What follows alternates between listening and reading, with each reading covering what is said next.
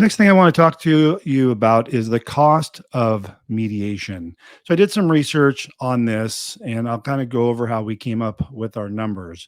But as an average cost, I know people do not want to get locked into, an average cost, but I looked at several different variations of mediation and I would say that the average cost of just your regular old mediation, middle of the road, not super complicated, not super easy, is going to be somewhere between $3,000 and $8,000, and that's going to take into account your filing fees, the time to have the someone process your paperwork with the court, the actual judgment forms to get those filed, and then the time actually sitting with the mediator, going, getting your mediation actually done.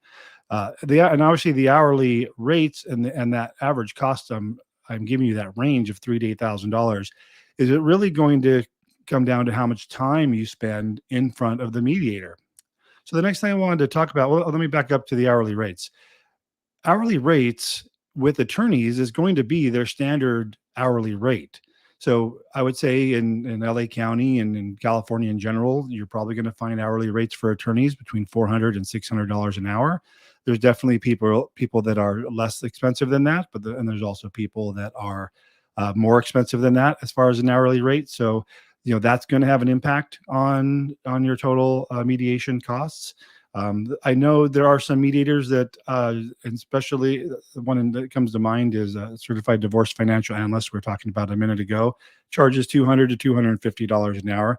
Keep in mind the hourly rate is not going to be the only thing, the only factor as far as cost. You also want to think how good are they at their job in bringing you to a resolution. So that would kind of go back to getting a personal recommendation or checking reviews and see how they're doing. But I want to talk to you about how to save money when going through mediation. So if you go into mediation, let me set an example for you. You guys just say, "Hey, we're going to mediate. We agree to mediate. We haven't made any decisions yet, but we want to do mediation." I think the worst thing you could do is just show up in the mediator's office and not have discussed any of your issues whatsoever, to the point where the mediator has to grind through everything to ask questions that you already may have an agreement to, wasting valuable money in hours spent going over things you guys have already discussed. So number one, I would say discuss issues in advance and write them down, whatever it might be, even if it's one thing. If you guys agree to each keep a car, and write down which car you're keeping, and if that's the only thing you guys agreed upon, then at least that's something. But that's not one less thing that you guys would need to talk about in going through mediation. But detail out, and I'm sure it's going to be a little bit more than that you guys can figure out without a mediator. But just detail out everything that you guys discussed, that you agree to, put it on paper, and then detail out specifically what it is that you guys don't agree to. Because with the mediators I've talked to, they don't necessarily like trying to grind through either and trying to dig out what you guys agree and don't agree to. They like when people go in and say, "We talked, we agreed to XYZ issues, and here's the specifics that we don't agree to, that we need help coming to a better understanding on." And that way they can just spend that time drilling down on those issues, and the amount of hours that you use for mediation are going to be significantly reduced. So that goes into number two here, the narrow down your needs.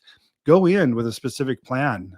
Go in having discussed this. Hopefully you can. I mean, if you can't have that discussion in advance, mediation might not be right for you at all, because they're not going to, unless you're going to a high conflict mediator where you're in separate rooms. That's not really the point of this discussion. We're not really talking about high conflict mediation, although that is something you can do as well. But we're talking about where the parties are amicable. They want to reach an agreement. They just need some help with the discussion and moving the conversation forward.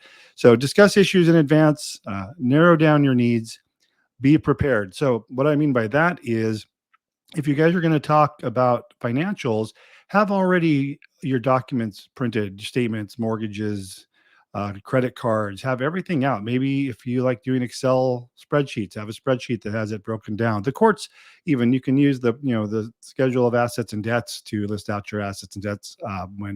Even though you might not be going through the divorce process yet, you can still use that form it'll help you kind of delineate, the house, the cars, credit cards, and pensions as far as what's owed and how much money you guys have, and so you guys can start the discussion. But definitely being prepared, narrow down your needs, discuss issues in advance. That will help reduce the cost of your overall mediation.